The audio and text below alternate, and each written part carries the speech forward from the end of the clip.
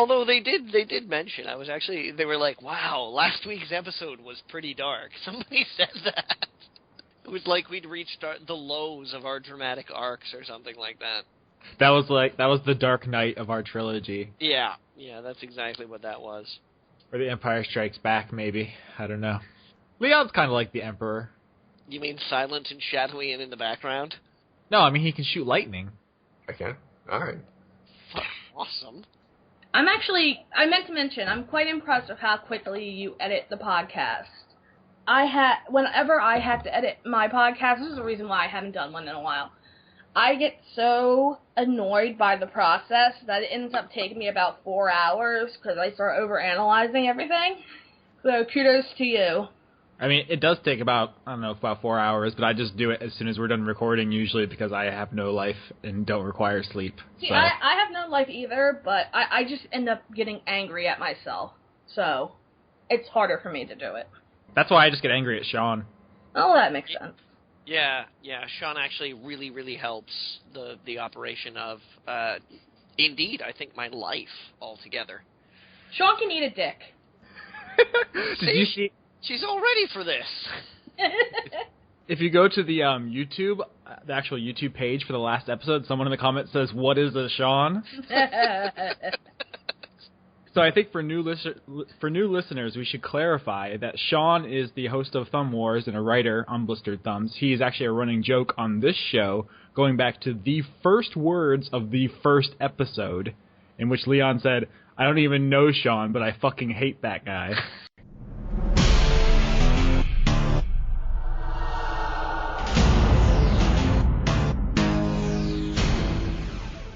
Hey, listeners, welcome to another episode of Sincerity Engagement Podcast, where we, the hosts of Sincerity Engagement Podcast, try really hard to get over our inability to properly express sincerity for things by trying to bring up the most engaging topics that you've ever heard in your entire life.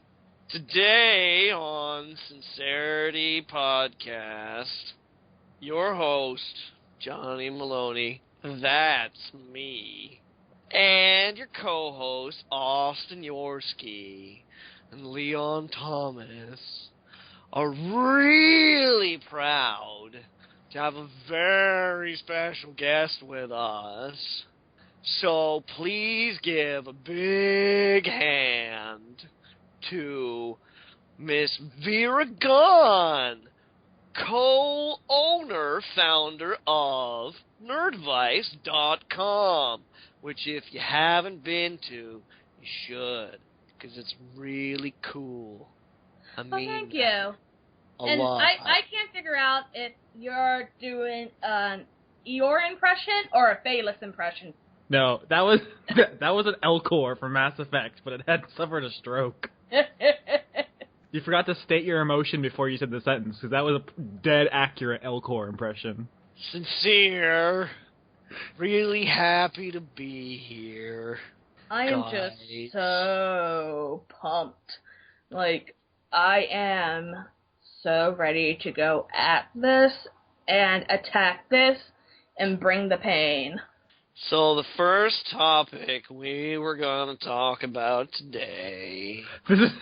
No, we've passed this now. Thank you, Leon. No, we can't. We are not discussing the actual topics of the show whilst in this voice. No. Jeez, guys, way to invalidate all the hard work I do to bring some kind of random amusement to the beginning of each podcast. You make me feel so special. Does anybody know how to mute someone who's talking right now? Like, I don't know where the option is. I feel like just drop it. I could do that. Here we go, just for you, Austin. Or you could just stop talking. That works too. Anyway, video games? No? Yes? Yeah, let's do video games. Oh, yeah. there's so much to talk about this week. Last week there was no news. This week there's all the news. Okay. Let's try to do all the stories, but just not spend, like, a terrible amount of time on each one, or else this will last, like, 3 hours. Okay. Since Vera's our special guest, do you want to pick the story to start off with? Yes. Can I start off with Tomb Raider? That's not a story, but if you want to talk about Tomb Raider. We can do that anyway. I'm sorry. I'm here for Tomb Raider. I don't give a fuck about anything else you guys do. I am here for Tomb Raider. We have tombs that need to be raided, so... Yeah. Johnny, you can talk again. You can come out of the corner now. All right, fine. Okay, so, the reason why I'm on this week is because, as you guys have heard before, I do a lot more video gaming than my husband does. And that's mainly because I have no life. So it should be clarified for any new listeners as well that our special guest, Vera Gunn, is married to notorious podcaster, international jewel thief, and diamond smuggler? You can't say jewel thief and diamond smuggler. Yeah, no, okay, all right. That's a sub-genre of that. So well, no, you can, because there's different types of jewels, but you could also be a diamond smuggler. No, he's an international jewel thief and a Hot Pocket smuggler. Are they illegal anywhere? He brings Hot Pockets to parts of the world where they are not yet cleared for human consumption. Which is mainly everywhere except America. Is there a gas leak in the Skype chat? What are we talking about? No fucking clue. I know I want to talk about Tomb Raider. Okay, I think Johnny was just clearing up for new listeners something, and then... Yes. Then went to Hot Pocket, somehow. Vera's relationship with a mysterious and incognito Hot Pocket smuggler. Alright, yes, so I want to talk about Tomb Raider. Yeah. And this is, alright, I'm gonna fangirl so hard, so just be ready for that. I have this long storied history with, the Tomb Raider franchise. I remember when I first got my PlayStation 1, that was like my first game I got, and as like a little girl, having a female hero was mind-blowing to me at the time. I mean, Lara was independent, she was tough, she didn't have like this tacked-on love interest, she was a historian, like, that was just mind-blowing for me, so that was like my hero growing up. And even though the games got kind of crappy later on, especially Angel of Darkness, which we shall never speak of, the Crystal Dynamics reboot has really revitalized something I love. And now they've done yet another reboot, which is even better somehow. I am in love with this game. Tell us why. I didn't know if anybody else wanted to weigh in. I don't know how to do it. Oh, God. I haven't had a chance to play it yet. I was so excited to play it, and then my computer blew up last week, and I still don't have it. Yes, my computer is still. I'm casting from an archaic Windows Vista beladen laptop currently, listeners. Oh, you poor baby. I am beside myself. Oh. Oh, I miss my solid state drive. I really do. Yeah, Tomb Raider. I am, like, so impressed with this game. Basically, the best way to describe it is Metal Gear Solid, like Snake Eater, meets Uncharted, I suppose. Well, that's interesting. It really is. The cool thing, like, I'm sure you guys have all played a Tomb Raider game at one point or another. Yeah, and there's always been puzzles and these really cool, like, stories with artifacts and different locales, but it's always been run and gun and 3D platforming. In fact, Tomb Raider was one of the first 3D platformers, and it kind of revolutionized that genre and proved that it could be done. Just a little factoid for you boys. I think the important question is, in the new Tomb Raider, do you get to shoot a T-Rex? I haven't gotten to, I don't think you will in this one, but you did get to shoot one in Lara Croft in The Guardian of Light. And not only was it a T-Rex, though, but it was a flaming demon T-Rex. So, that was pretty awesome. I don't know if I can dig a Tomb Raider game without T-Rexes. That's why I play Tomb Raider. Well, I play Tomb Raider for Lara. I will say that I realized very young that I am bisexual, and I blame Lara Croft. So I'm a massive fan of the series and of the character, but this game has taken it in a whole different direction. You have to basically kill these animals for food, like you do in Snake Eater. You have a bow and arrow, which is your silent weapon, so you can take out hordes of men by slowly and carefully pulling off these headshots. So I really like that strategic aspect to it. The puzzles are magnificent. I really do enjoy the puzzles. The platforming feels so fluid and natural. This is just like a 10 out of 10 for me, and I really don't say that very often. Like, I'm very critical of games, but, and this isn't just the fangirlism talking. This game is legitimately a masterpiece. I am loving every single second of it. I hear that the hair effects are pretty awesome. They are. Lara looks very polished, and she looks different than she usually does. And I could go through the whole evolution of Lara's look.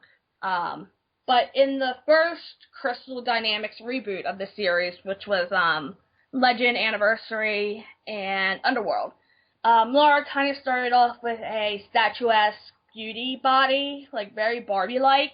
And throughout the games, they kind of moved her more towards an athlete's body, even going as far as to hire a world-class gymnast to do a lot of her motion caption. But this game, I'm sure you guys have seen from the trailers, Lara looks like a university student. She's attractive, but she's not overly attractive. She feels realistic, and I love that. Well, I guess that depends on, like, what you find attractive in women. If, like, covered in their own blood and, like, smeared with mud, then, hey, this might be your game. Well, there's that. If you like a girl dirty and roughed up, sure. But I love her face. Her face is very expressive, and she has these kind of doe eyes, and I like that in a character. But she also has a grit to her. And it doesn't feel like the typical gritty reboot like they tried to do with Angel of Darkness, which was just horrendous. It was a disaster. It really was. I mean, you know a game's bad when the original developer has the license taken away from them as a result. The whole like, oh, I can't move this cabinet. And then you, like, open a door and it's like, whoa, I feel stronger. I can probably move this cabinet now. Well, not just that. Angel of Darkness, I could go over how many problems there were with that game. Like, the money you collected that had no purpose, or the whole Curtis Trent thing where they tried to do this spin-off character, but they didn't even give him a swimming animation. So if he touched water, he instantly died.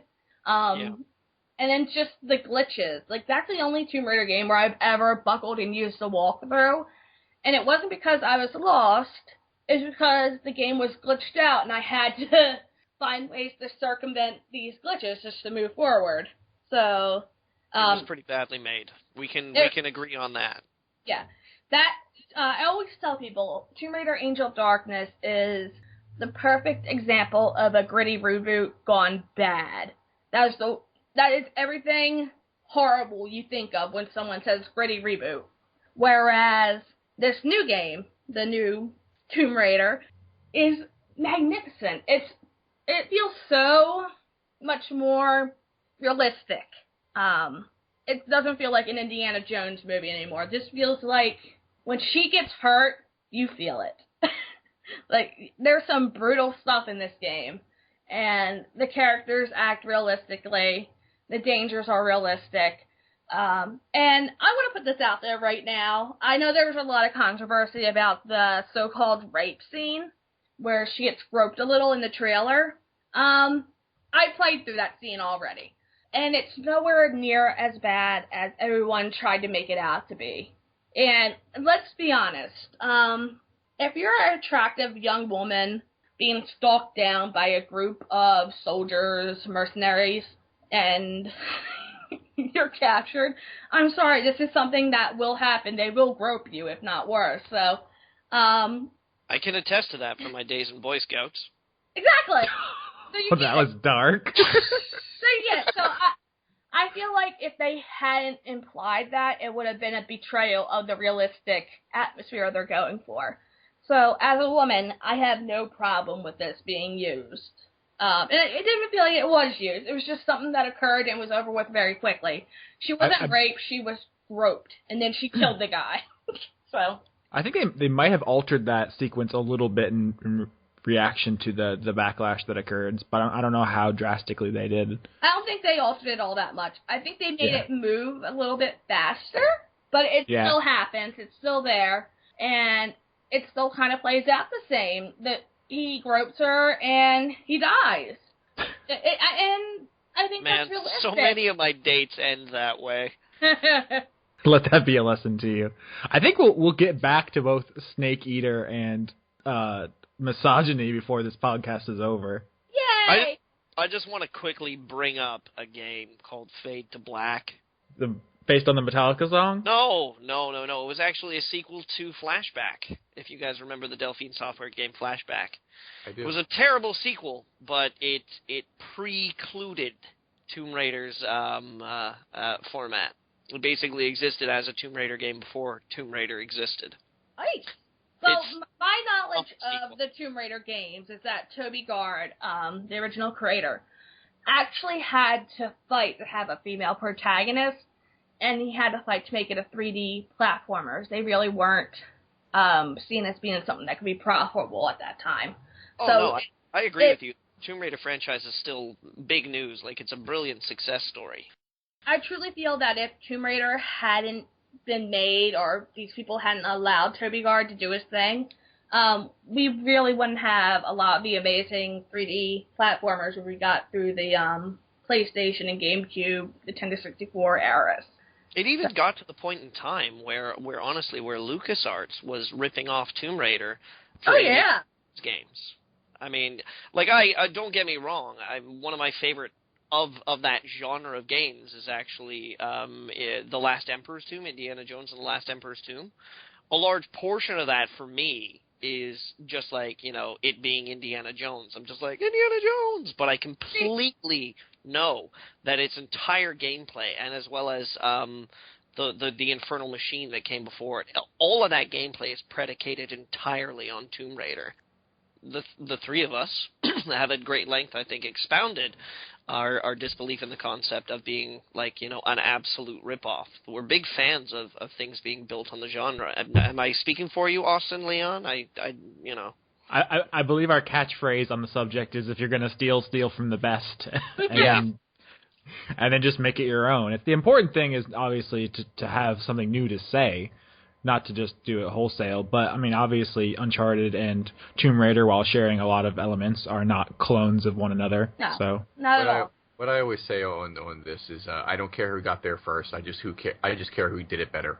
Well, I feel like this is a fairly recent issue we're running into.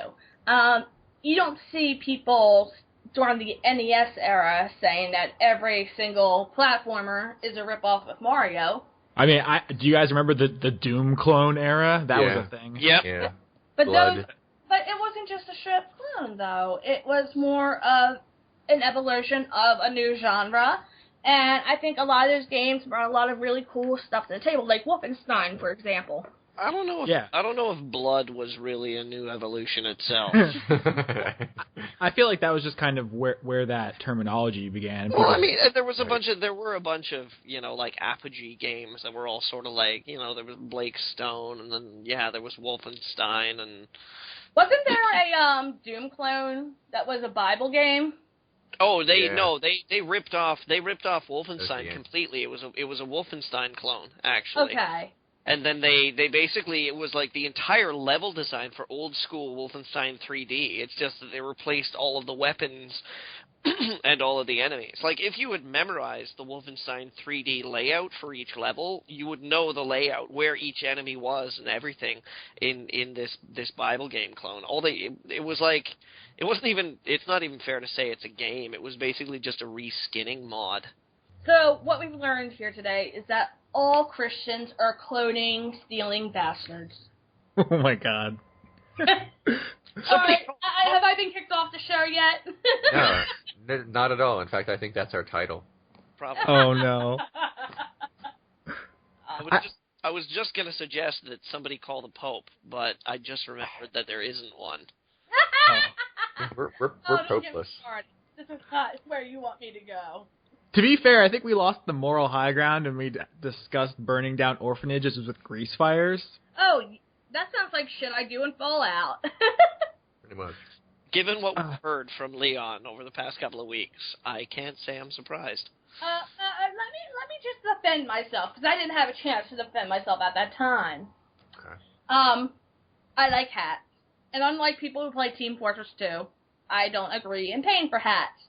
So if you see someone with a hat that I would enjoy, I will knife a bitch. Okay? Makes sense to me. I'm comfortable with that. No, but Just not gonna... As I am not a bitch and will likely not be knifed. So. Well, you never know. But still. I don't wear hats often. I think I'm okay. I might want something else you have. But this is, I'm going back. I've been going back and playing Fallout New Vegas the past 2 weeks, and it really made me realize why I like the the recent Fallout RPG game so much, rather than something wrong Skyrim. with the old ones.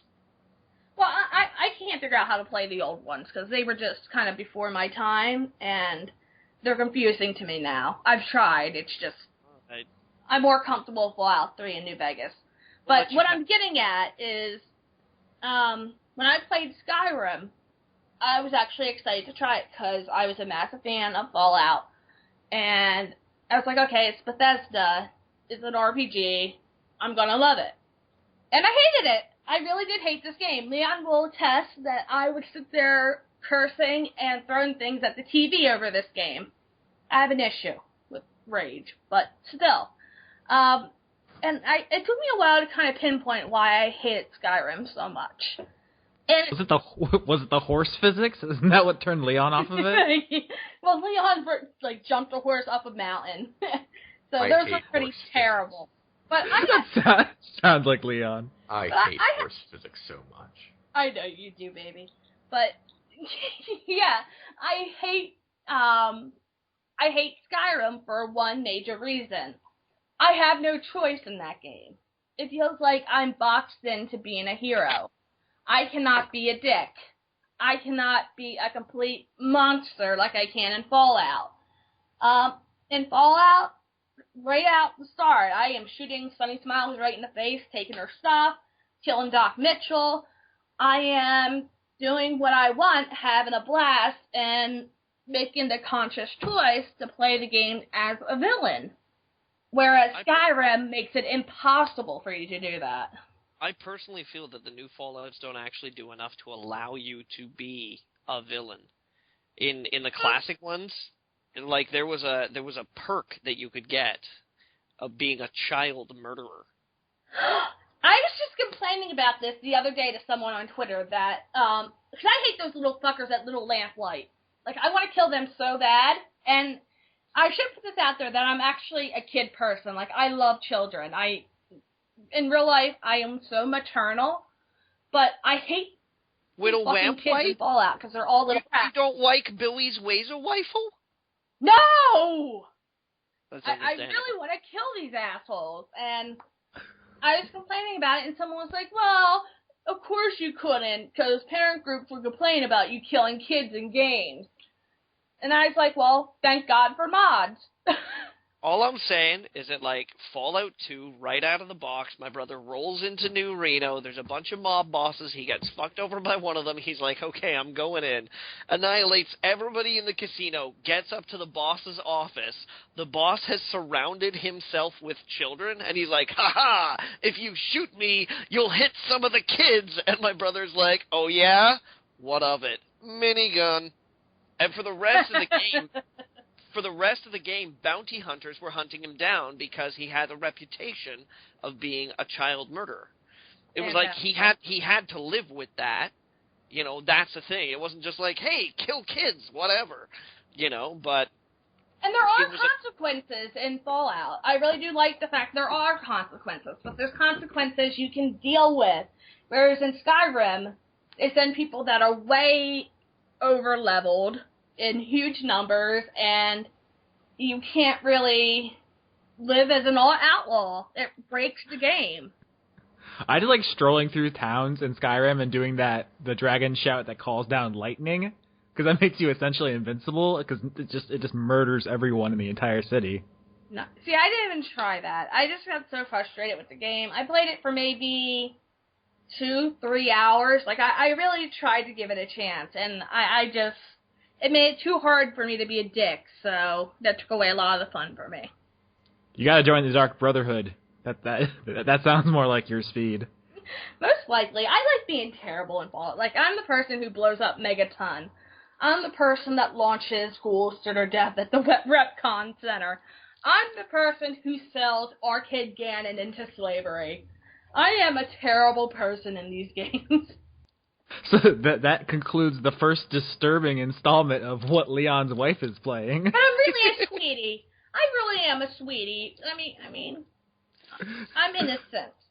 Yeah, guys, don't judge a book by the way she murders children in video games. Children are terrible, incomplete people. You're gonna be a great dad. Yeah. So where do we go? Where do we go from here, Austin? What do you think? Shall we just move on to what everybody else has been playing? Yeah, I mean, those are the two branches, essentially. We could go to what Leon's playing, or we could go to Snake Eater, because we mentioned that, and that's what you're playing, or we could go to the next thing that Vera might want to talk about, which is God of War. Either way. It's up to you guys. I mean, you got me here. I'm just going along with the lead. All right, Leon, what have you been playing? I've been playing Tomb Raider. All right, let's move on. I should say I wanna... that he's been playing Tomb Raider whenever I give up the controller, which is very hard for me to do. I'm not very good at sharing. I played for a total of like 30 minutes. And that 30 minutes really hurt me. I know. I'll just say a few brief things about Tomb Raider. So far, so good. I like that there was a puzzle very early on. I like puzzles in my games. I didn't know. I only played the original Tomb Raider briefly, so I know very little about how the gameplay works. So I was really happy that I got a puzzle right away. And I can't read the text on the screen because this game was meant for HD apparently, and my standard definition television I used to have an HD. I don't have anymore. I can't read it at all. Even like right up close to the TV, so it sucks. It's a very Dead Rising issue for me. If you had bought it on PC, then you could adjust the resolution, and hang on, I'm just going to check that off in my box today. There we go. PC superiority done. No, Continue. well, I have a gaming PC, but someone bought all of Saints Row the Third, and now there's hardly any memory. Okay. Sean. I didn't do it. Sean. And to be honest, my gaming PC is probably about like almost 2 years old. So I don't really trust the graphics card to handle it properly. Before we leave Tomb Raider once and for all, I think before the show, Vera, did you mention you were somehow in the credits or something of one of the Tomb Raider games? Yes, I was. Is there a story? Well, yeah, kinda. And it's a really fucking nerdy story, which kind of proves just how into this game series I am. I mean, Leon will tell you, I have 2 Lara Croft statues in our kitchen. Yep. I fangirl for it so hard. But this is something I'm with. he knew marrying me what he was getting into. Yeah. But still, my name is in Tomb Raider Anniversary. It's my real name, so you guys won't be able to find it, but it's there. And how it happened is that I won a Tomb Raider trivia contest, which asked these really, really obscure questions that only someone with no life like me would know, and I won, and my name is immortalized in Tomb Raider Anniversary. Geek over here. And Johnny, you're in FTL, aren't you? Yes, I am in FTL, and there's actually a number of other games coming out that I'm also going to be in. What's FTL? FTL was a roguelike sort of space explorer game. It was a top-down, real-time. You could pause at any time. You're getting away from, like, an evil rebellion to go back to, like, you know, your Space Federation to tell them, oh, no, they have a secret weapon, and you, like, jump from system to system, and there's, like, a new thing that pops up in every system, and you have to, like, manage your crew members and upgrade your ship and buy new weapons and things like that. It's an interesting spin on the roguelike game, on Rogue, as it were. So, but one of probably the first big Kickstarter success stories ever since the whole Kickstarter kerfuffle. Have you guys started ever played Dead Pixels? No. It's an Xbox indie game. It's really good. It's made by CSR Studios, and the guy who runs it is a doll. I love him. And if you play the game and turn on the intermission, a pixel of me actually appears as the let's go to the lobby girl. So it's another incident where you can find a beer gun Easter egg in a video game. Does it play the song? Yeah, like a version of it, yeah. All right, full approval. Yeah, so if you play Dead Pixels, just start the game intermission on, and you will see me behind the popcorn booth. So, yeah. Leon and I need to step our game up. We need to get in some stuff. Yeah, well, not everyone can be an internet badass like me. Me and Leon are going to make our own game, Blackjack. Am I going to be in it? No, you're not invited to our game. Do I get to be one of the hookers? I didn't think that would be the request. That would be the way that would go. I just want to be part of the group. I just want to fit in. I have no idea what is going on anymore. So, Leon, you played Tomb Raider. Vera, you played Tomb Raider. Johnny, yeah, you didn't. I did. You didn't play Tomb Raider because your computer exploded. Boom, man! It was less of an explosion and more of like I came home to find it like lying on the floor, and I'm like, stop joking around, Compy. Compy? No! But yeah, its heart exploded in its chest. And I'm still waiting for it. So no, I didn't get a chance to play like any. Would you say it died of a broken heart? No, I love that machine. Insofar as that sometimes my girlfriend actually wonders whether or not it competes with her. So, it's breaking. There's no way that certain bodily substances could have found their way into it since you love it so much? No. That's where I was going to. I was like, how many ports does it have? Does it? I want to see a, hey, can we get a rape sized big enough to handle what I got, yo. Can we get a rape kit for his PC just to double check? Oh man, this is weird. This is a weird episode. Yeah, I'm gonna get so many hate comments. I have all the MP3s for the BT podcast on my iPod, so like when I shuffle, it'll come up sometimes. And there's one episode where we talked the first 10 minutes of the episode, and I don't know why I didn't change it. It was listening, and I couldn't stop. For the first 10 minutes of one of our episodes, we discussed ejaculating on minors. I cannot believe that I actually left that in. I think I missed that one. I feel I don't even remember that one. Was that one of the ones where I was absent, or no? You were there. You were complicit, Leon. You can't get out of that. No, I mean it sounds like something I'd say. It just I have no doubt he was involved. I just don't remember. Was I pro ejaculating or anti ejaculating, or was there even a debate? Were we all just like yes? No, we were confused about the laws because there was some story where somebody... Yeah. Apparently, if it's an accident, it doesn't count.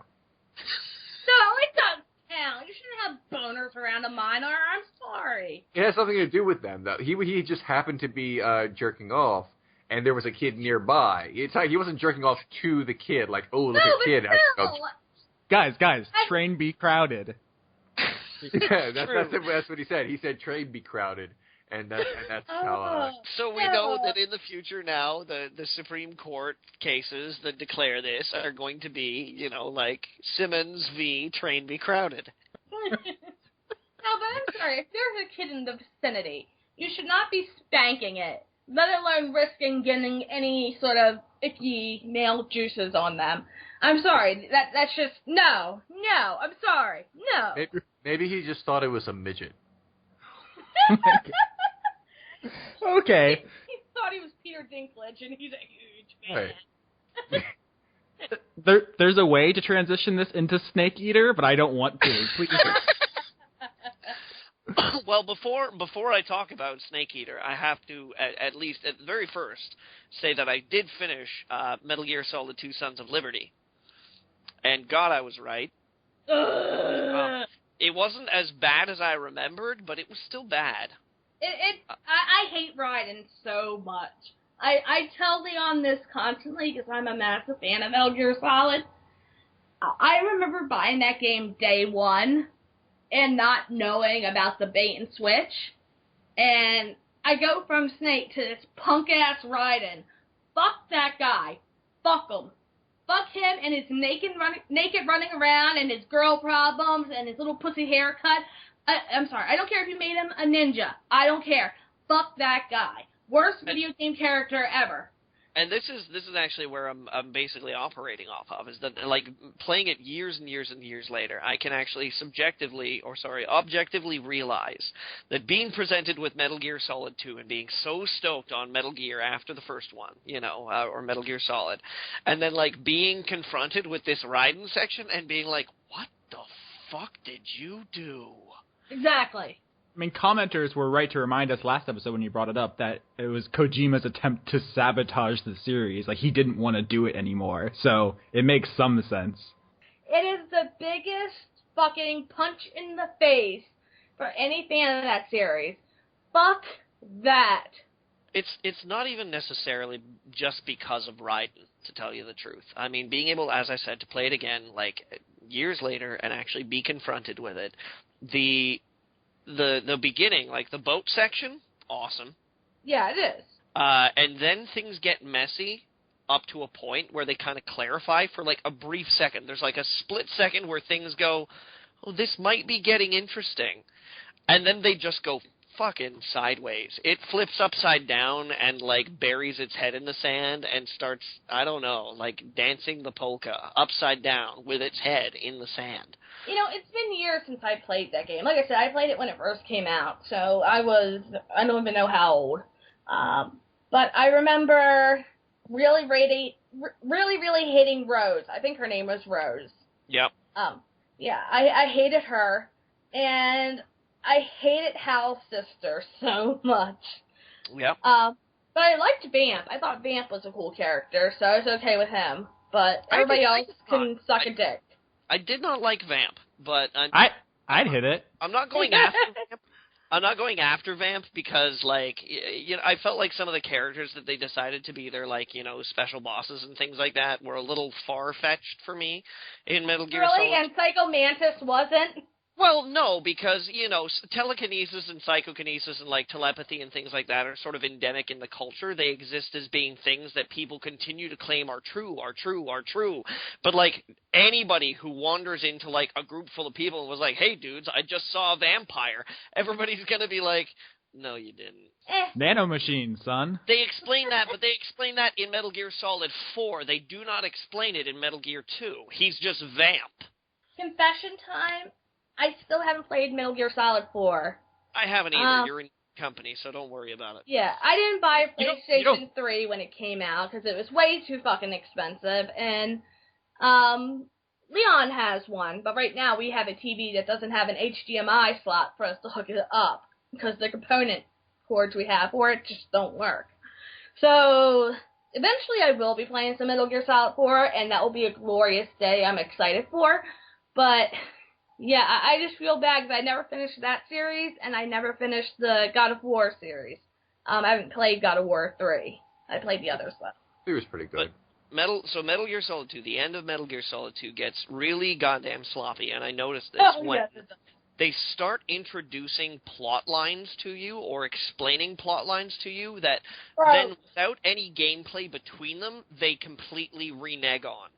I mean, there was this whole bit where they talk about the S3 where they're like, oh yeah, the S3 system is this whole thing where a soldier is designed to be just like Solid Snake, and then someone's like, haha, this is the S3, and you're like, oh my god, what we're doing right now? And it's like, yes, this whole thing is the S3, and then, like, again, with no gameplay in between, some guy reveals it later, he's like, no, the S3 is really this other thing, and it's just like, it reminds me of those parodies you see of, like, soap operas and things like that, where it's like, but I'm also your brother. Da-da-da-da. How can that be? I'm your mother. Da-da-da-da. I had the same issue with Metal Gear Solid 2 when I played it. The end gets so sloppy, and then they have all that shit with Rose, and just like Doctor Who, I blamed everything on Rose. Fuck any girl named Rose ever. And yeah, the writing makes absolutely no fucking sense. It doesn't. That aside, finish Metal Gear Solid 2. And while we're on, quickly, somebody, I think Vera mentioned Masterpieces. I also managed to hijack my girlfriend's laptop for a few hours this week and play some Planescape Torment. I love you, dear. Total masterpiece. But, you know. I've never heard of it. What is it? Planescape Torment? I've heard of it, but I know zero about it. I know the title. You got this, Johnny, or you want me to take this? Oh, man. Why don't you explain what this is? I must know, because I'm a game snob, and I want to know what's good. What's good, Rose? What's good? Planescape Torment may very well be the greatest, like, the best-written role-playing game pretty much ever. I think it's widely considered to be. In fact, they just kickstarted a successor, and in one day, how many millions of dollars did they make? Over 2.5? Over 2.5 million. Alright, my question is it an RPG like Fallout, or is it an RPG like Final Fantasy? Fallout. In fact, then I could get into that. It's a Black Isle game. It was when Interplay was in its heyday. I mean the recent Fallout, like 3 in New Vegas. Nope, sorry. It's top-down, isometric, but some of the most inventive writing, settings, like it exploded the genre, and I think even to this day does a lot of things that really eschew where games have gone. See, like the raptors in Jurassic Park, I'm a clever girl, but I'm not very smart. When it comes to RPGs, whether it's like Final Fantasy or the top-down isometric ones, I can't play them correctly. I have a massive issue with managing stats and figuring out how to equip things and working my way up. Like, I want something like Fallout 3 where I can just go out and start killing shit and, let God sort them out. I like that type of RPG. Well, regardless, the writing in Planescape Torment, the setting, the characters, the scenes, a lot of the things that you come into and come up against, some of the cleverest, like, most amazing writing that video games have ever seen. I really only like RPGs where 17-year-old Japanese kids save the world with the power of love. That's really my kind of RPG. Every time I play a Western RPG, I just kind of go, and then press power. That's the exact sound too. The thing is, I don't feel necessary to speak at great length about the quality of Planescape Torment, because it's one of those games that either, like, you can forgive the dated gameplay and really, really get into the story and recognize that, like, even outside of its time, it still exists as a masterpiece of gaming, or you can just not be into it, and that's fine. There's nobody that's played Planescape Torment and been like, it was okay. Know what else I played this week, Austin? What? I played Snake Eater. Great game. Again, another storytelling masterpiece. I love that game. I love that end scene with the boss. I haven't. Spoilers! Spoilers! I have never played Snake Eater before. Never played it before. And because my PC blew up. My PC blew up the other day, and I'd been totally turned off of Metal Gear at the end of Metal Gear Solid 2. I left Snake Eater alone. I never touched it. And I was like, you know what? I'm going to play through Metal Gear Solid 2 again. Even though I know that 3 is a prequel, it's got, like, nothing, if anything, like, very little to do with Metal Gear Solid 2. But I was like, okay, so I'll go into it. And I'm really only a couple hours in. And I want to make this clear because apparently there's a huge difference that I am playing classic Metal Gear Snake Eater, not something which is called Snake Eater Subsistence. The good version? All right. What? I just played the regular one. I didn't. Subsistence is the one I played where the camera doesn't suck donkey balls. Which it does in classic. It does. The camera sucks donkey balls. And I'm not going to say spoilers, but I'm going to say the end of the game has one of the most beautiful, tragic scenes ever.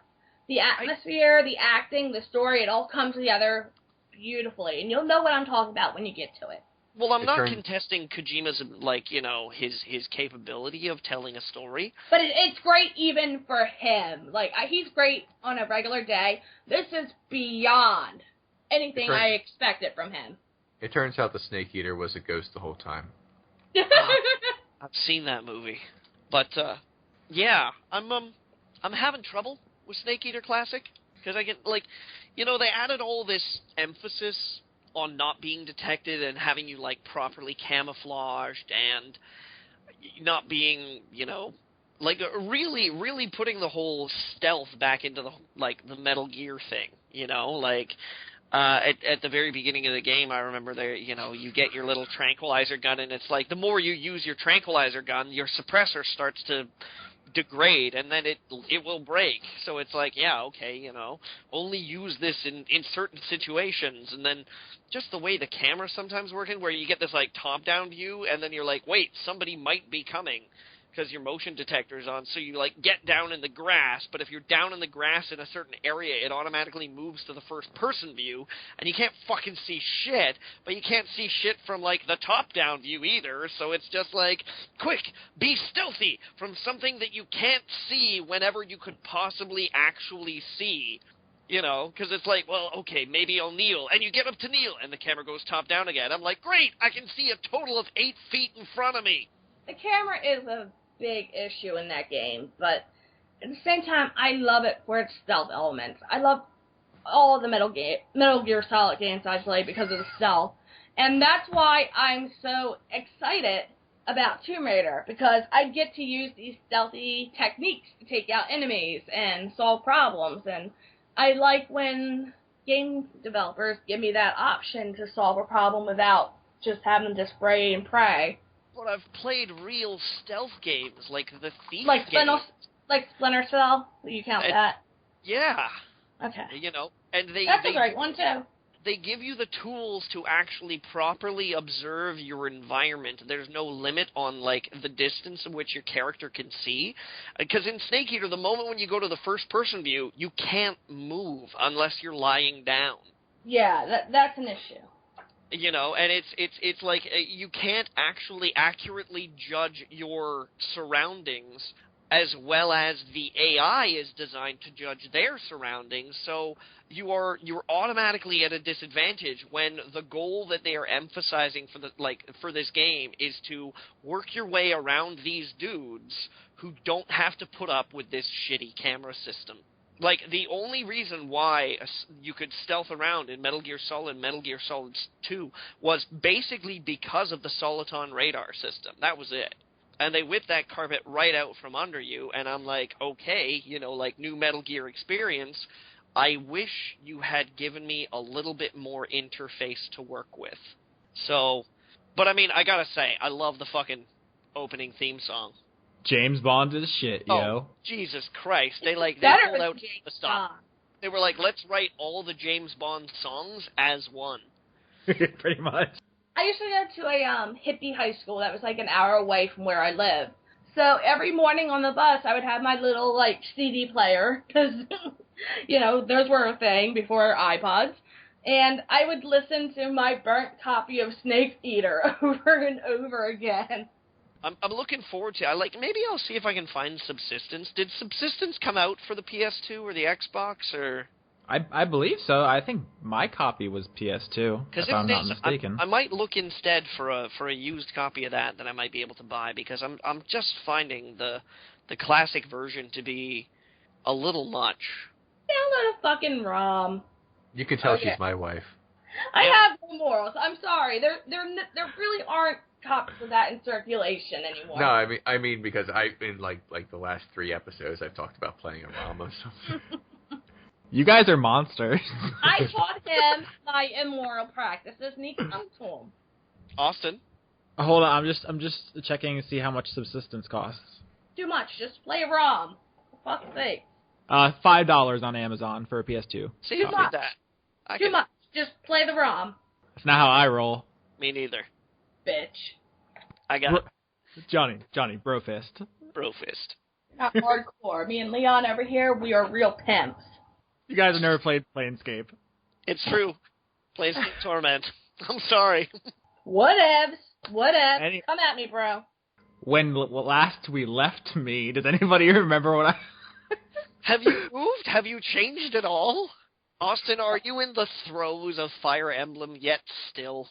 No, here's the thing. There are yes, right? That's just your roundabout way of going, no. I need to get every romance. Here's the thing. There are few forces on Earth more powerful than my addiction to Fire Emblem. I found one of them, and that is my laziness. I took Fire Emblem out of my 3DS, put it in its box, and put it on the shelf, because I had to review Castlevania Mirror of Fate, which is also a 3DS game. After I beat Castlevania and reviewed it, that review is on the site, it was a lot of work to go over to the shelf and take Fire Emblem back off and put it back in my 3DS. I have not yet summoned the strength to do that. Crying out loud. Austin, if we ever actually mounted an episode of Intervention about you, it would be like the shortest episode ever. Take it away from him and put it over on that shelf. Hey guys, what are you doing here? Austin, Fire Emblem's on the top shelf. I have a question. I know this wasn't a topic, but do you guys have games that you get, like, hopelessly addicted to? And I'm not just talking, like, for a week. I'm talking over years that you constantly come back to this one game. Over years? Absolutely not. Really? The most I've ever put into one single game is, like, 80 hours, and that was Skyrim and Fallout 3 both of them when they first came out. I play, like, I think if you listen to this podcast, I beat 3 or 4 games a week, so I'm always moving. So I might not be the most average player. Well, I'm an avid gamer too, and I bounce between games. But there's one game I come back to constantly. Like, I think I've clocked about like 180 hours in it, and it's called Reciteer. Have you guys ever played it? Yep. All right. Is it a shopkeeper story? Reciteer, shopkeeper's tale? Yeah. Basically, you run an item shop in an RPG world, and the game is basically you acquiring items and hiking up the prices and haggling and just managing your shop. And I am so addicted to this game, and I've been for years, and I think everybody should play it, because for some reason it's just fascinating, and you can just kick back and play that game and love every second of it. And there's even dungeon crawling if you want to do that. Like, it's not a requirement. Like, you can just use the market to earn your money. But you can also go find items and fight monsters. And it's just one of those great games that's a perfect way to pass the time. So I just want to put that out there. I'm not even going to, like, start to delve into all the old school catalog of games that I re-dig up over the years, because that would be a podcast in itself. I know Leon, he keeps coming back to, like, the same game. So I think he's kind of like how I am. I think Leon checked out. What? I'm here. What? I do? Yeah, like, you're always playing, like, Final Fantasy VI and a lot of, like, older games. Okay. No, I know what you're saying. Yeah, I have been on I rest your Yeah, you're right. That's just because Leon is slow as cold molasses. Yeah, I'm not sure Leon has yet finished Final Fantasy VI for the first time. Oh. But even, like, Mario games. He and I are the type of true. people who play Mario games, like, constantly. Well, yeah. I mean, Mario games, you can just kind of, boot it up and say, you know what, I'm in kind of a Mario mood. So yeah, I do occasionally do that. I remember we were actually both playing, like trading it back and forth. Was it Mario 3 that we were playing together? Yeah. Oh, okay. Yeah. Did you tell them about the time we tried Mario for the Wii U? Yeah, basically, I love my wife, but not when we're playing video games, apparently, because I can't do co-op. No, you can't. I can't do co-op. If someone just jumps on my head and it's not an enemy, it's supposed to be the person who's not jumping on my head, I'll just lose it. I'm like, no, this isn't the thing that's supposed to be happening. I'm a And I totally fight him to get the better power-ups, too. And I'll purposely kill him if it benefits me. So we have an issue playing co-op. But it was fun for me. Yeah, and the only other, I think the only other game we've ever played together was Left 4 Dead, and we keep shooting each other. Well, I keep shooting you. Yeah, but we like playing that together. We're pretty good at that together. Yeah, we were good when we weren't killing each other. Yeah. Yeah, we're awesome at Left 4 Dead. That we can handle. Yeah, I think that's the only co-op game you really enjoy. Johnny escaped. Johnny's just urinating like crazy right now. I think that's crazy. I'm crazy right now. I'm not gonna like hide the fact that you just said I need a restroom break. I'm just gonna be a real dick about it. Pissing like our dog does after you come home from work, and she just has been holding it all day. Even worse than that, let me tell you. It's amazing right now. Oh, but anyway, since I kind of derailed your show, I did want to touch on the God of War thing that you guys linked me to. Oh, we have time to talk. Are we going to news? Well, if we have I don't a little know how you time. run your show. I just know I wanted to talk about that one. All right, it's the news hour, everyone. We're seriously. I don't know exactly when we started the show proper, but I think we're about an hour in. Yeah, you might have to split this into viewers' ramblings and then everything else. Well, I'll make it work. I wouldn't worry about it. All right, news. Go. Go to news. So, the first story that we're going to, at viewers' behest here, that we're going to talk about is the new God of War. So, the new God of War has made some really interesting claims about how technically capable and amazing it is, going so far as to even claim that it has the best breasts in the video game industry. It's been discovered that it's got an unlockable trophy in it called Bros Before Hoes, which I guess was some kind of attempt at being culturally relevant and funny and, I don't know, maybe tongue-in-cheek. On the other hand, it could also be just a little cliche and kind of frat-esque. Basically, the achievement is earned when you commit violence against a woman. Okay, let me just get this out here. I have a vagina, in case you didn't know. I didn't, but... Well, now you all do, so that gives me some authority on this subject. Right. I honestly feel a lot of women are too sensitive about this sort of thing. And that's up to each girl how they feel about it, but you have the option to just not play the game. I think the Bros Over Hose achievement is very hilarious. I think that's clever. So I don't have a problem with that. God of War is what it is. It's a brutal game. There's a lot of sex in it. It's like an exploitation movie, but for games. And I'm fine with that. When I purchase this game, I know what I'm getting into, and I'm up for it. Now, where issues like this become a problem is when you have something like Dead Island, where inside the code, they had the whole feminist whore thing hidden for one of their characters. You know what I'm talking about? Yeah, one of the skills that was unlocked, and I believe it was the Hong Kong police officers' skill tree, was originally named, or whether it be a placeholder or originally intended as a name, but the skill was supposed to be called Feminist Whore. Yeah, and I feel that's where an issue arises, because that is legitimate misogyny. That's hateful. Whereas if you're making a joke, I feel like that's a totally different situation. Does that make sense? I think someone in our comments put it best, because now they're changing it to Bros Before Foes, and someone said they should have just had that in the first place because it's funnier. It's not even because of political correctness. They're just, whatever's funniest is what they should go with. No, I agree, but I just think a lot of women are being overly sensitive about a lot of things in games nowadays. And that's kind of, I think there's a backlash going on right now because you're having stuff like that, Booth Babes Need Not Apply article by Joe Peacock that came out a couple months ago. and these attacks against fake geek girls who go to conventions, which are really just girls who happen to be at a con. I think women are being treated fairly unfairly right now in the geek culture, and I think we're partly to blame because a lot of women are being too sensitive over shit. I'll be honest, when Leon met me, I was a booth babe. I'm not ashamed of that. I'm a gamer. I know my shit. I was behind a booth promoting a game. Does that mean I'm a slut? No. It means I'm someone who knew the fucking game was there to promote it. And that doesn't make me a fake geek.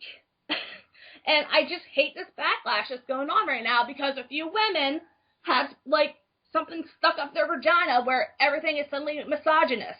And there's my rant. I don't think it's... Send your hate comments to Vera@nerdvice.com. I really don't give a fuck. Or alternately, Sean@blisteredthumbs.net. Yeah. To run with your train of thought there, Vera, I don't even think that it's necessarily just women that are getting bent out of shape. Oh, yeah, white knights, too. Yeah, the white knight syndrome, I think, is also, I need to prove to girls that I'm on their side, therefore I need to defend them before they even have the chance to be offended by something. Right. And that sucks, too, because women can defend themselves. If there's a legitimate problem, we can take care of it. We don't need guys up in our business deciding what's, correct for us. Just let us do our thing, let us enjoy being part of the community, and stop taking everything so fucking serious. I just want this to be a fun, accepting community again. And all these gender war issues that are coming up over the last year or so, I'm fucking tired of it. It's bullshit. I'm sorry. I just gotta rant here a little bit because I'm tired of hearing about this. I will say that it's absolutely in character for Kratos to kill and basically dehumanize everyone he comes across. Yeah, so why would it be any different for a woman? What was it that you said just last week, Austin? You were like, this time, Kratos stabs a guy. Yeah, like he doesn't just kill everyone he meets. He mangles and mutilates and just completely destroys everyone he comes across. Right, so if he didn't go after a girl, I consider that sexist, because that's omitting us because we have vaginas. We can get mangled and killed, too. It's only fair. And Kratos has killed and mangled plenty of women across the series. I remember the big titted monster from the first one. So, well, yes. To play devil's advocate here, because I think that's fun, I think the issue with this particular scene is the way it's portrayed. It's not he's killing this person because they're in his way. Like, it seems to be that there's something about her being a woman that precipitates this violence, and that the achievement hammers that home. It's not she's in my way, she needs to die. It's she's a woman, so I'm going to hurt her. Well, so I gotta know more about the scene, because if she's like a villainous type character where she's being a bitch or trying to charge you money or... No, I believe she's one of the Furies. She is a villain. Alright, so what's the issue here? He kills a villain who happens to be female, and there's a funny achievement linked with it. I don't see the problem, and I'm so sick and tired of this constantly being an issue. Like I said earlier with the Tomb Raider thing, before people even saw the context of the game, they were saying it was misogynist, that because she got groped, that this was going to be a rape scene, and that it demoralized women, and blah, blah, blah, blah, blah, blah, blah. I'm tired of it. Yeah, I definitely think we should see the entire context before passing judgment. I just want to point out that there's a difference between Kratos being immoral and doing immoral things, and the player being complicit in, basically shaming language, calling someone a hoe, exactly. Obviously. Yeah. That's, you don't need to go too far into feminist theory. That's not something that all players are comfortable being complicit with, because when you get the achievement, you get the trophy, you did that. It wasn't Kratos. When Kratos does it, he's just being an asshole. I think but when you as a player... Bros falls under a meme. Bros Before Foes is funnier, but I didn't have a problem with Bros Before Hoes because I feel it's a meme. It's not like you're slut shaming. It's just a meme that happens to be out there. I think it depends wholly on exactly how many area codes these hoes are in. I agree with my wife by default. I have nothing to say on this matter. Aren't you glad you had me on this week? Yeah, you can just say all this stuff so I can just recede into the background. if someone, like, that's why I like Suda51 as far as video games go, because he does similar things. I like this style. I like the no holds barred, fuck it all, I'm gonna be funny style. The ultra violent style. And that's my choice to enjoy that, and I should have that right. I feel like video games are just another form of media and need to be respected as such. Not if David Cage would have you believe what, he thinks fuck about him. the industry. But speaking of Suda51, did you guys hear that he's horny? Big news! Suda51 popping a stiffy right now. It may not be about what you think. I think he probably should see a doctor if it's persisted this long. I think you're supposed to go after 4 hours. It's been like 10 years. Yeah. I love Suda. If he weren't hard, I'd be disappointed. 10-year priapism. It's serious. It'll fall off. He's horny, of course, for the possibilities that the PlayStation 4 is going to provide developers such as himself. What does everybody think about that? I was in the other room. What? Suda51 has a boner. Oh well, always. But Yeah. because of PlayStation 4. Yeah. Well, I mean, are we really shocked that he said that? I mean, all his games are about penises. Yeah. I mean that's fine. Jam is nothing but a big cock joke. Right, and No More Heroes 1 and 2 is basically just a big wank. And good way. Yeah, I love his stuff. Lollipop Chainsaw was adorable. I loved it. Yeah, it was fun. So I'm excited to see what he can do. I'm excited to see what he can do with this new technology. Because this is the man who made you jack off your Wii. I want to see what else he can throw at us. Is it really new technology? Should everybody really be that excited about it? I mean, I know that very recently, I think actually today, it might have been today, one of the guys in charge of Avalanche Studios, the guys who do the Just Cause games, said that the 8 gigabytes of GDDR5 RAM that the PlayStation 4 has installed in it will ensure its superiority to gaming computers for years to come.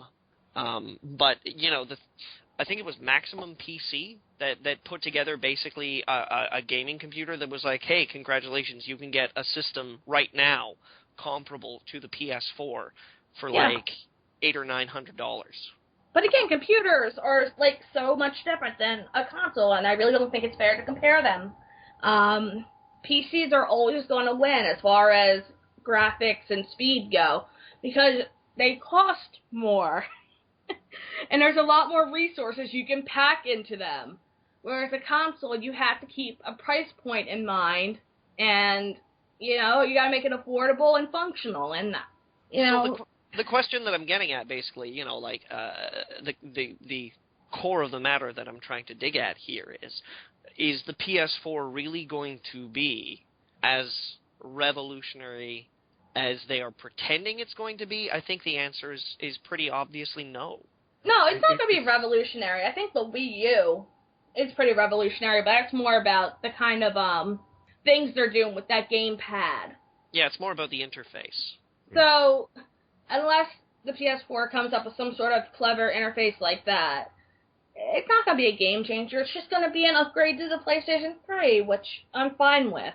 The PlayStation, when I said this, I think last week or the week before, but the PlayStation 4 feels just like it's like the number suggests. It feels like a sequel. It feels like just an upgrade of the last one, just like the last one was an upgrade of the last one. It has slightly more social things and slightly better graphics. And I know some people say, no, the graphics are going to be much much better. It's like, how much better do they need to be? So it feels like the sequel. They're not doing anything radically different the way my Nintendo fanboyism comes in here. They're not doing anything radically different with the way Nintendo did with the Wii or the Wii U or to a lesser extent the 3DS or even the DS. They're just Sony just goes a step forward and says, buy this, here's how expensive it is. Now, to their credit, I mean, the person saying that he's excited for the PS4, Suda51, I think is probably of any, say 10 people that you could choose out of the industry that you want flogging your console, basically. He's one of them, because I think people are waking up more and more and more to the concept that inventive games, inventive games are much more attention-getting in this market right now than yearly sequels. I know that very recently Sean and Austin participated in a Thumb Wars episode about the yearly sequel. Yeah. So to have Suda51 be like, I'm excited for this, that's certainly someone that you want to at least, be out there and be like, I'm looking forward to this hardware. People realized the power of the inventive game when Portal came out. And that was a game changer. And I think people want more games like that. Stuff that's high concept. Stuff like Braid. Stuff like Limbo. Well, it's interesting that you bring up Portal, because I jumping off of my last point of saying that, if you can bring the PS4 and it's not necessarily that groundbreaking in terms of its architecture or what have you, but you've got a designer like Suda51 saying, hey, I'm really excited about this hardware, what can we then say about their only current I would say competitor for the Western market, as it were, that's announced their brand new console, and that is Valve's Piston, which it was just announced has suddenly become available for pre-orders. It is retailing for $1,000, $1,000 $1,000, but apparently if you pre-order, I can't remember when the cutoff date is, but if you pre-order, it 17th. It's the 17th of March. Yep. If you pre-order before the 17th of March, you get $100 off of that. To be clear, it does have a Windows OS. It is not solely just a console. Why do we need this extra shit? This is my problem with the PS3 when it came out. Why did we need a Blu-ray player? Why couldn't they figure out a way to just make this affordable? There's always this extra stuff added that isn't really needed per se. And I just want things to be affordable because, let's be fair, we're in a recession. We've been in a recession for a while. And we can't spend $1,000 on a video game system.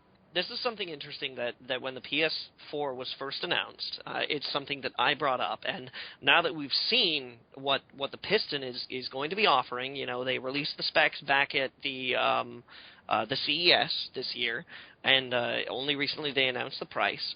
But when the PS4 was announced, my question was, at these hardware configurations, why do you feel prepossessed to buy a home console when really you can pretty much just get yourself a PC that does all these things?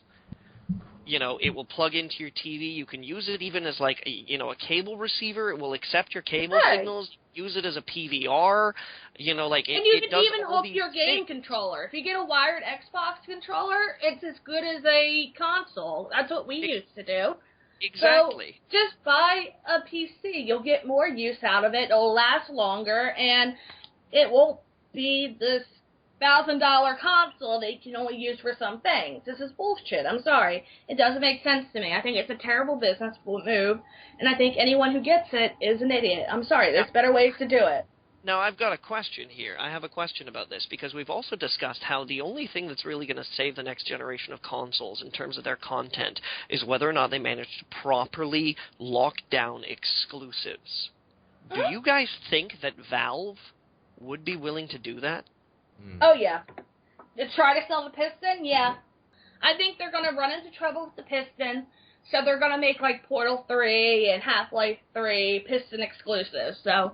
I gotta jump in here. The Piston is not Valve's Steam box. Whatever it's called. The Steam box. Whatever the fuck it is. Well, I think they're going to try to lock in these titles, Team Fortress 3, whatever the fuck it is, to try to sell this Steam box idea. There are several Steam boxes. It's a little bit complicated to get your mind around. Valve has... Yeah, that's the part I couldn't figure out when you first threw me the article. Explain this to me for someone who does not know PC very well. Valve is partnering with several different manufacturers to produce these new hardwares. They're a combination of price and power. The first one, the piston, the one we're talking about, is about the size of a grapefruit. That's the XI3 one, right? Yes, that's the first company that's releasing one. They're called XI3. It's the $1,000 for the lowest model. They go up to, I believe, $1,750 is the highest end. According to the size of the solid state drive that goes into it. Indeed. Now, would Valve only release Portal 3 or Half-Life 3 for PC, and thereby making them essentially exclusives to the Piston, Steambox, and your traditional desktop laptop? Possibly. They have released Portal 2 on multiple platforms, so I don't see any reason to believe that they would do that.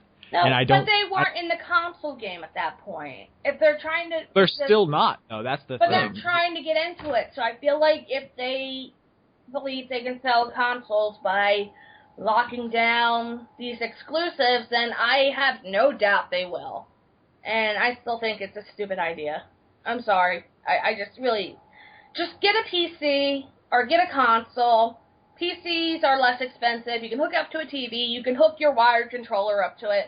It's really the better option these days.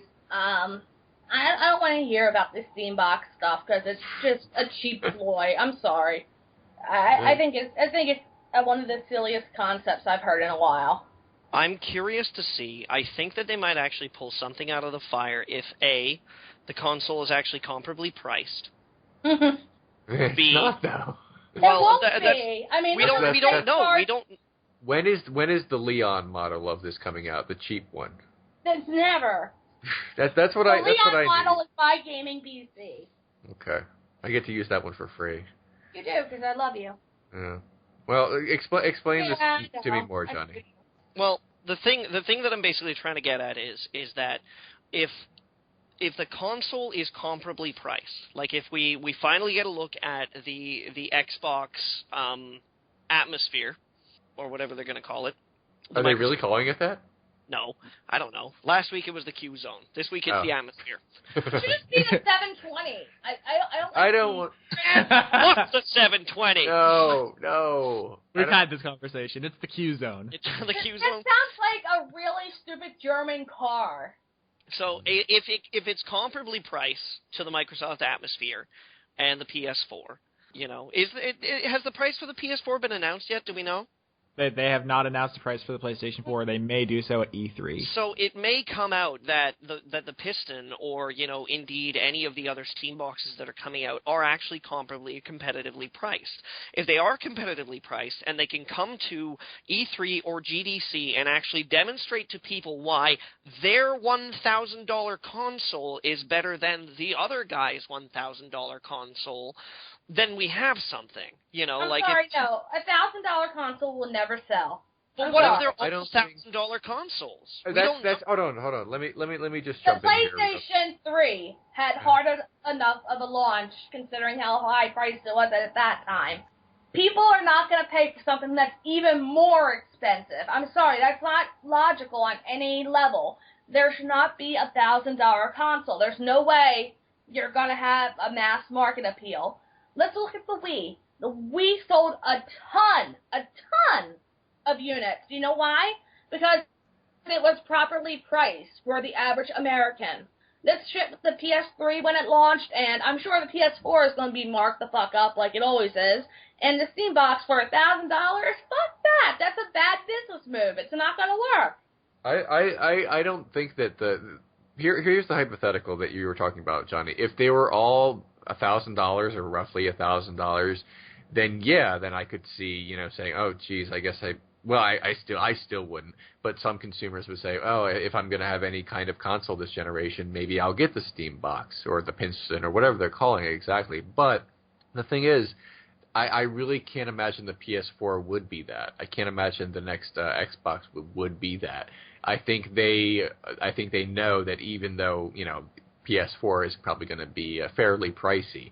I really don't suspect that they will go anywhere near as high as this Piston. And if I'm completely wrong, I'll certainly step back from that and eat some crow. But I just can't imagine Sony would even with their sometimes bad marketing decisions. I don't think Sony would do anything that insanely risky, or Microsoft. Here's the miscommunication. I think we are thinking about the Piston as something to replace or rival the PS4, when I think it's really more of an option for people who want to get a gaming PC but don't have the knowledge or the inclination to build one themselves. They say, I want to... That's fine, but still, that's way too much for that. How much is a gaming PC? I mean, mine was $500 because I had someone build it for me. If you have someone who can get the right parts and get them cheap, and you can put one together for $500. Mine one runs great. I mean, you can. As we discussed last week, there are graphics cards that are the price of the Piston. I wouldn't know anything about that. So, honestly, if this was just a new console, no, it would not be able to compete with the Wii U and the PS4. But in its niche, I don't think it's dead on arrival. I think we'll have to see what the other Steam boxes come out as, and then we'll judge the new environment that we find ourselves in. I'll just say, PlayStation had such a bad launch considering how high they priced their PlayStation 3. And they got basically trumped by the Wii because of that. And 360 as well, because theirs was, again, reasonably priced. At this point, I don't think Microsoft is going to make the same mistake twice. I think they're going to aim to make it affordable to an average American. And I think that's going to be the model going forward for a lot of companies. Because that whole PlayStation 3 launch showed people that they're not going to spend that much on what is essentially a luxury. Especially since the last-gen systems still have a lot of games for them, and they still hold up very well. It's just, it doesn't work economically. If you really want the latest games, and that's important to you, it's so much better to just have a gaming PC built and then buy games off of the Steam sale. But we are talking about an industry, the console industry specifically here, who is perfectly comfortable at high pricing their consoles to sell to people who are willing to spend that much money.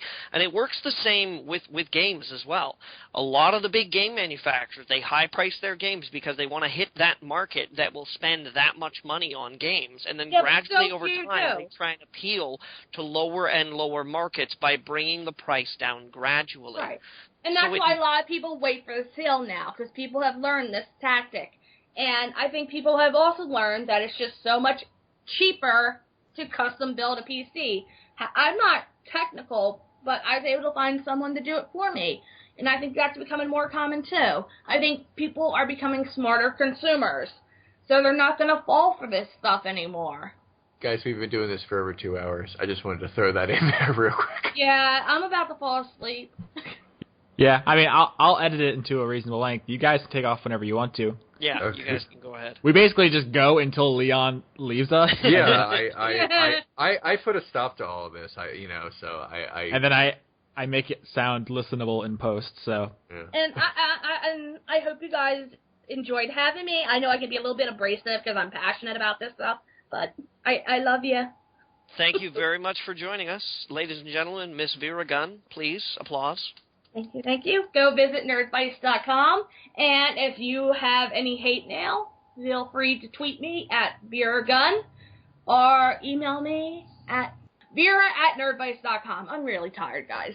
But I really enjoyed coming on. I loved gushing about Tomb Raider and talking about stuff, and I really do love your show. You guys are awesome.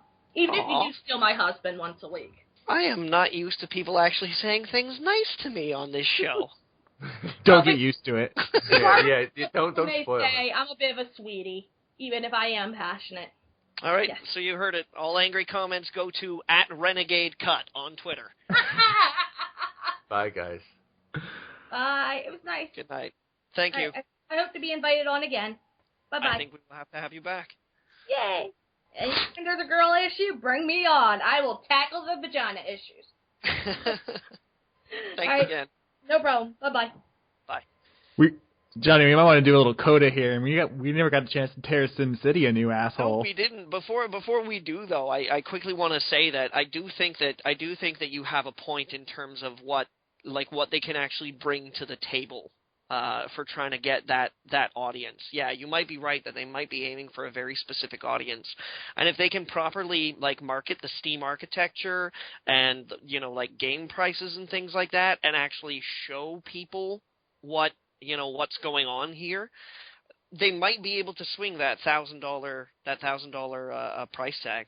But only if it's not the 3DO of the bunch, price-wise, as it were. Oh, geez, the 3DO. The 3DO's problem was that it had literally no worthwhile games.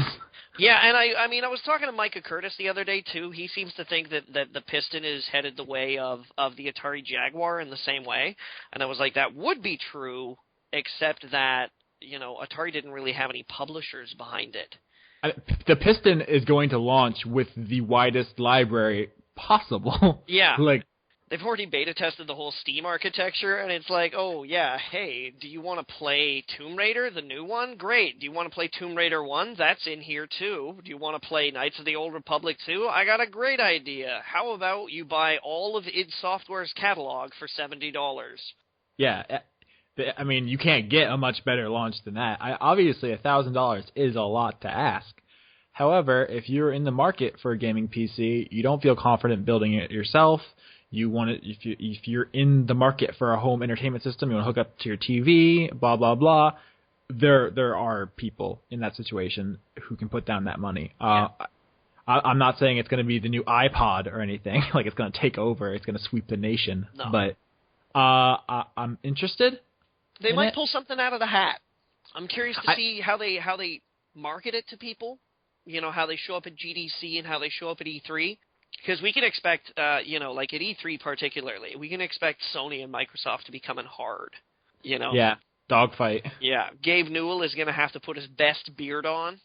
I think it will come down to essentially whatever Valve reveals as their Steam box, because this is the trial run. This is the vanguard. But then when Valve shows up, everyone else best get out the way. Yeah. So it may still have some life in it left. They have a deep library of games. They have that sale price behind them. I mean, let's not be honest, or let's not dissimulate. Excuse me. The Steam sale has kind of become like a cultural force in gaming. People who don't PC game are well aware of the Steam sale. They know that it's a thing. So. Well, we'll have to see. Like I say, I think it's going to be pretty heavily dependent whether people decide to go in that direction on what kind of price points we're talking about for the PS4 and for the Microsoft Atmosphere. It's just going to keep saying that like it's a thing? I'm just going to – every podcast, it's getting a new name, man. Okay. Even after it comes out, I'm going to start giving it like – it'll be like, I don't know, the Microsoft Yogurt. Real talk, it took me like months to stop calling it the Sony NGP or whatever. Yeah. Like I only like relatively recently got used to calling it the Vita. Well, let's take a moment now and rip on fucking Sim City. Yeah, I thought that was gonna be. This is gonna be the Sim City episode. I went out, I was like, oh shit, it's gonna go off. It's gonna be legendary. It's gonna be Hiroshima up in the. Considering how much we let Diablo 3 have it when they were like error 37, and it was like, Jesus, what are you doing? What have you done to this community? What have you done to this industry? They spurred lawsuits. Like that they wound up losing in, like, there was a lawsuit in fucking South Korea that they lost. A class action lawsuit of people who couldn't access their game, and like people trying to get refunds left, right, and center. They lost a lot of faith, and I think a lot of people, a lot of PC gamers that I spoke to, loyal Diablo fans, were like, no, you know what, I'm just going back and playing Diablo 2 again. And they did. I have friends that did that. They went back and played Diablo 2. You would think, like, with all of that fuck-uppery sitting there as a prime example of what not to do with your fucking super, like, hyped up, mega excited, like, everybody's primed for it game release, Electronic Arts had the map in their goddamn hands, and they still drove the car off shit cliff into crap canyon. I'm gonna let you take the offensive here. I think it'll be fun to play devil's advocate, because I've been thinking about this all week. And I've heard people try to make the case, so I think it will be fun to try to defend Maxis and EA You know what you do? Here is what you do. You go to a company that rents out servers. Guess what? They exist. You rent out more servers than you could possibly fucking need for 1 month. You're Electronic Arts. You have the fucking money. I know you do. You rent them out for a month, a week, 2 weeks. You know, you find that bare fucking minimum time that you can spend this money, and you wait and see how many people try to fucking connect in that first goddamn week. And when you discover that you've got, I don't know, a 20% dead zone of servers, you shuffle them off. You stop paying for them. And then if, there's a bunch of servers that you've rented, here's what you do. You then buy new ones with the fucking tons of money that you now have shoved into your trousers from selling SimCity to every man, jack, and demon child that is just frothing at the mouth to make the most efficient sewer management system possible that modern gaming would allow. And you replace the rented servers with ones that you now own. And guess what? You've got your game with its always online DRM and its fantastic super social connectivity that you've been advertising, and nobody gives a shit because it works properly. Now, Johnny, that all sounds really nice. What's the incentive for me as Electronic Arts to do all that when I can not do all that and then make all the money, just all the money? Well, do you think people are now going to be as faithful in Electronic Arts' ability to run a game when they say, oh yeah, we're releasing Sim Ant 2. Oh, it's always on DRM. Do you think people are going to be lining up to grab that? After Diablo 3 came out, we said, man, no one's going to fall for this. The next always online DRM game, people will know what's up. They won't fall for this again. They fucking did. This was pointed out to me, though, and I think that this is interesting, is that Diablo 3 and SimCity aren't necessarily the same cross-section of gamers, because SimCity appeals, in a very large part, to a lot of casual gamers. Mm-hmm. People and Diablo is more hardcore? Way more hardcore. So what may have happened is people who were keenly aware of the Error 37 problems may have decided to not touch SimCity. But then all the people who love The Sims, because when we think about this in a certain way, it's kind of like the same thing. I mean, Diablo is worth a fuck ton of money as a franchise, and then SimCity, while though not necessarily The Sims, builds off that name, which, again, particularly to the PC-playing audience, is like a shimmering tower of money just waiting to be grabbed at. But I can't, for the life of me, reconcile that those people that are super excited about Diablo 3 and those people that are super excited about The Sims are, super excited about both of them equally. So I think what we've seen is two completely separate demographics of gamers get hornswoggled in a very similar way. Well, once again, it goes back to the issue of incentive. If you're Electronic Arts, which obviously is oversimplification, there's different divisions, there's different people involved with all this, blah, blah, blah. But you're a suit and wearing motherfucker sitting in the office looking at all the financial data. You just made a lot of money. Who gives a shit what the people on the internet are saying? Okay. Your next game's going to have the same exact DRM. Yeah, but what we're not taking into account here are the amount of people who tried to ask for fucking refunds and were rebuffed at the door like they were a 10-year-old trying to get into Snoop Lionn's latest party. Well, I mean, there's a PR disaster in the making, most certainly. However, for whatever reason, whether it is, the truth or some kind of basically corporate Harry Carey, Maxis is falling on that sword as hard as they can. So, I don't know, have you been following this? Yeah, I have. I mean, there was that memo that was published out where they were like, oh, the reason why the game doesn't work is because it's so good! That, and more specifically, they said, we didn't get enough servers, it is our fault, us, Maxis, all caps. Sorry. All right. Do you honestly believe here that Maxis was responsible? That Maxis went to Electronic Arts and they were like, "Yeah, we're launching SimCity. We need a bajillion servers. Or if Electronic Arts went to Maxis and said, here are your sales projection, you get 12. I mean, I can't sit here and, read the tea leaves and tell you which way it went down. Who do you think is pulling the strings, honestly? Well, I mean... Do you think it's Dr. Will Wright? Do you think it's Will Wright who's like, he just walks into the CEO's office in his fucking aviator shades and his sweet-ass bomber jacket? And it's just like, listen, this is the way it's gonna be. My intuition tells me that the decisions come from the money. It's that simple. The publisher is going to have the final say. So I think it is likely that that's where the decision came from. That's where the problem is traced back to. However, that's not the way they're presenting it. So I'm curious as to how consumer backlash will affect future projects.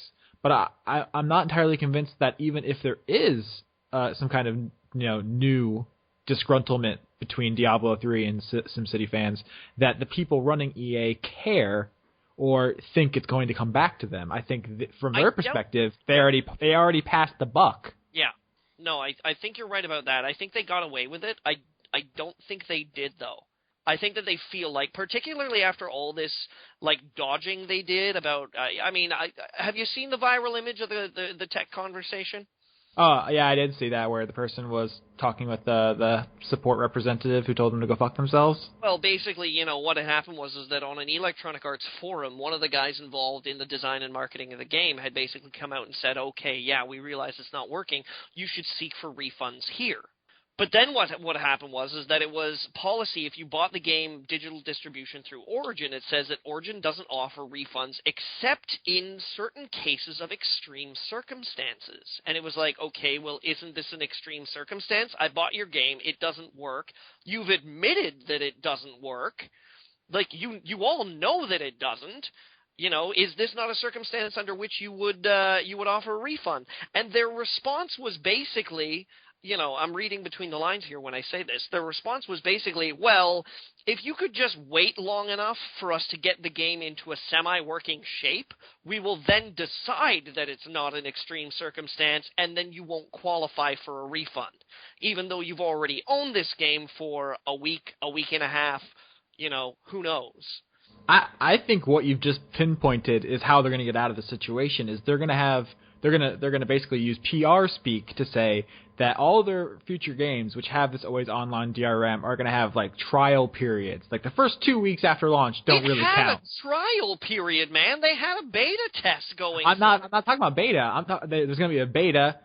First of all, there's going to be an alpha. There's going to be a beta. Then there's going to be a sigma. There's going to be an epsilon. They're going to go through the motherfucking Greek alphabet. Alpha, beta, delta.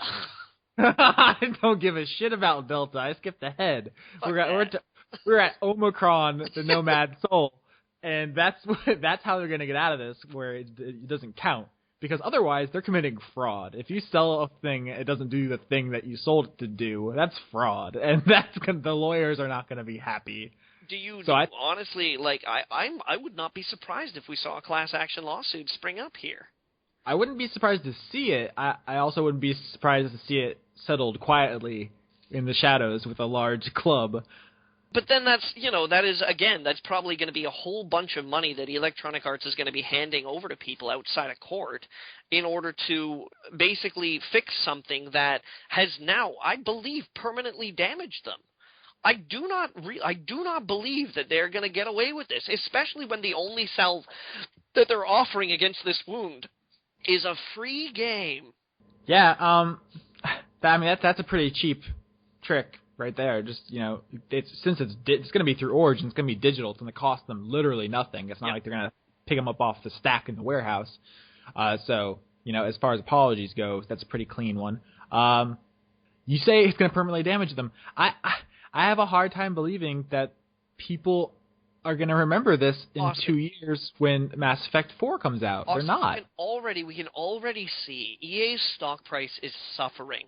They are nowhere near the giant of publishing and game development that they used to be, either dollar value wise or in terms of what the amount of product they pump out per year. They're nowhere near it that they used to be even 5-6 years ago. What we are seeing here is a culmination of a bunch of different events where people feel that they have been fucked over by EA's grasping for your money at a relentless pace with very little to show for it. They're not losing money because, times are tough. They're losing money because people do have memories about these things. And this is just the latest instance.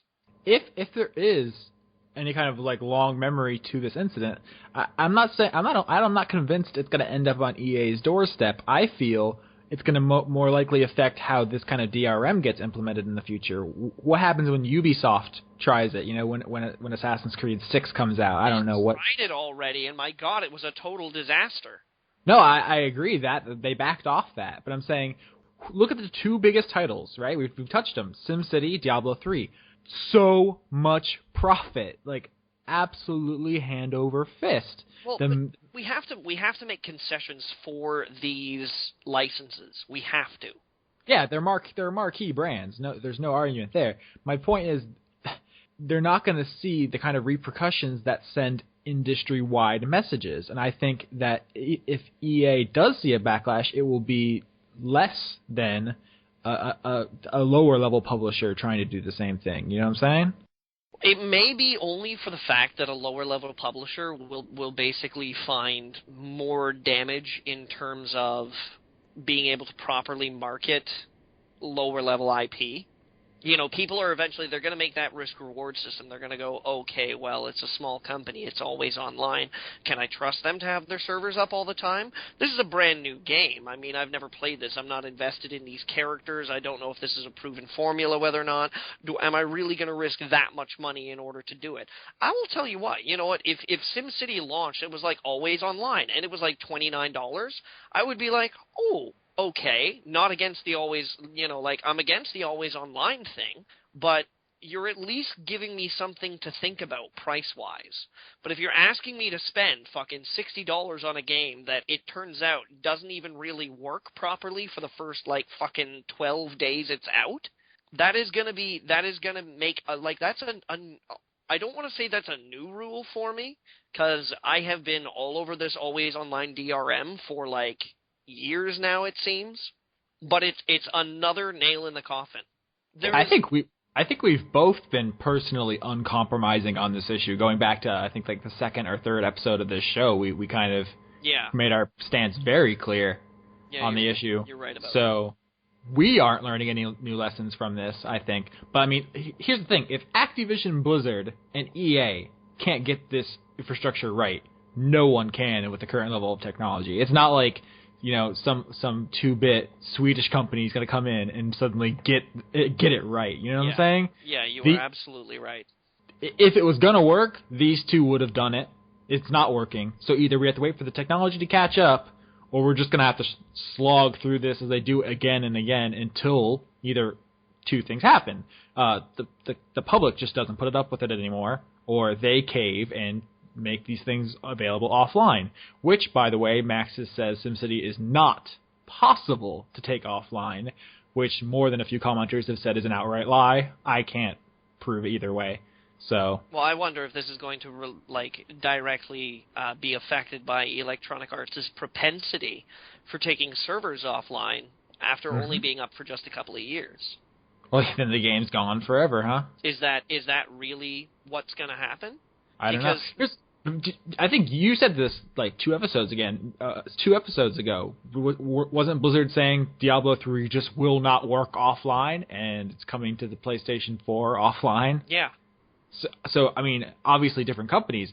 Are we just accepting these explanations, or do we all kind of secretly know they're fucking lying? I think we know it's bullshit.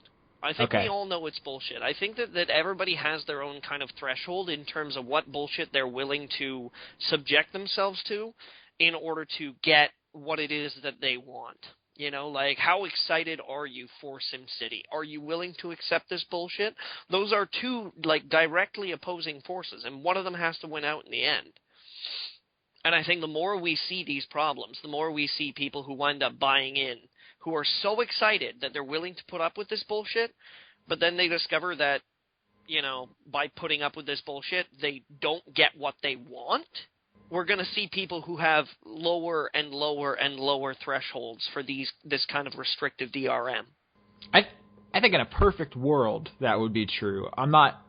I wish things worked that way. I'm not sure that they do. I think people learn lessons, Austin, whether they want to or not. I think people come up to situations, they are confronted with these consequences, and they go away saying to themselves, okay, don't touch the iron when it's on. True. Here's another issue. I haven't heard this raised very much. Is a game being inoperable, basically, for a week that big of a deal? Like, we're talking about it like they just murdered our family. Like, are we perhaps overreacting? Is it acceptable for them to Well, some error 37, man. Just calm your shit. Just wait a week. Come on. On the one hand, we have to admit that we're really just talking about, pastimes. We're talking about a hobby. And no, I mean, the world is not going to crumble in a week because you can't access your SimCity server. But at the same time, by sheer matter of principle, allowing these companies who, and let's go ahead and be honest here, already dabble in some very gray area legally in terms of what it is that they're selling to people, what it is that you own after you've paid money for it, what you can do with that thing that you own, whether or not the thing that you own is actually worth money after you buy it. Like, this is all very gray legal area right now. These companies are moving faster than governments are properly able to legislate. Allowing them to get away with this behavior more and more is essentially abdicating consumers' rights more and more. And if they're going to start running away from the law at the pace that they have been running away from right now, it will not be long before we start seeing cases where, you wind up, and I mean, this is happening on Kickstarter, where you fork over money to someone and then they are under no legal obligation whatsoever to provide you with a product. That's true.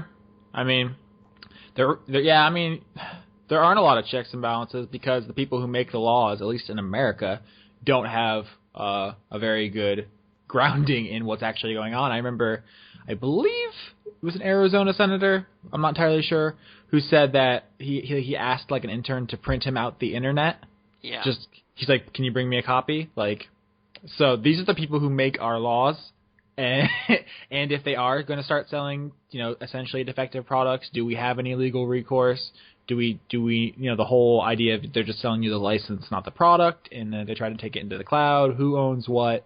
These are kind of high concept concerns. I'm just thinking, Joe Schmo in his trailer in Oklahoma just wants to play SimCity, and if he logs in and it doesn't work, he waits a week, comes back, it works, he don't give a shit. It's still, like, on sheer matter of principle. If you sell someone a bill of goods, if you walk into a grocery store, if you walk into a car dealership, right, and they tell you, yeah, we've got it right here. You give me the money and I'll hand it over to you, no problem. Anything. Any other business in the world. And you give them your money, and then they say to you, oh, listen, I'm really sorry, but we're kind of having trouble right now, so it's going to be a week before I can actually get you that thing that I just sold you. And that's why I said I think the lawyers get involved next time, and then under the button on Origin where it says Purchase SimCity, there's going to be a little asterisk, and it's going to say, please be aware that the first couple weeks of launch may have some connectivity issues. No refunds. But, the thing is whether or not that actually winds up, just because you put a little, like, blurb. No, I know. That's not legally agreement, binding. No, and people can still go after you for it. I fully expect them to try to cover their ass, right? I mean, they already have covered their ass by saying, oh, no refunds except under extreme circumstances. Well, isn't this an extreme circumstance? Oh, well, we're checking to see right now. No, that's fair.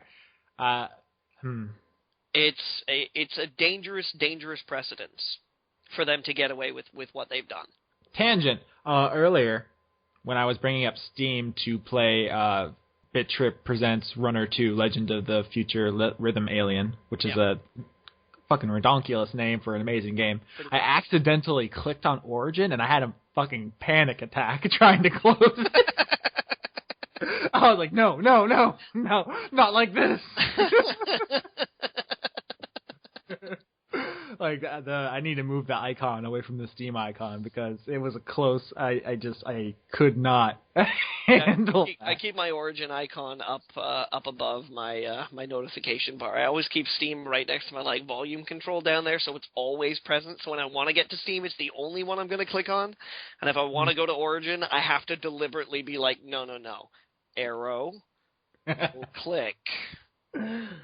See, we make fun of some stuff on the show. Like, we give the PS Vita a lot of shit. But the Vita is a good piece of hardware that suffers from a shallow library and poor support. Origin is like herpes. It's a terrible piece. It's a terrible piece of software. And I mean, good on them. They've actually managed to expand their games library. You know, you can get stuff on there. They're working on it, yeah. Yeah, you know, like they're trying. God bless him. That little one-legged kid riding the tricycle. It's ugly, unintuitive. It's a pain in the ass in a bunch of different ways. But I just thought it was funny because I had like a genuine emotional reaction when I accidentally clicked on it, and I was like, please don't let this happen. I can't deal with this right now, please. Yeah, I don't blame you. I don't blame you there, man. Not at all. I don't know. Off the record, that was a madhouse. It was nuts, man. That did not have any of the flow that I was normally used to.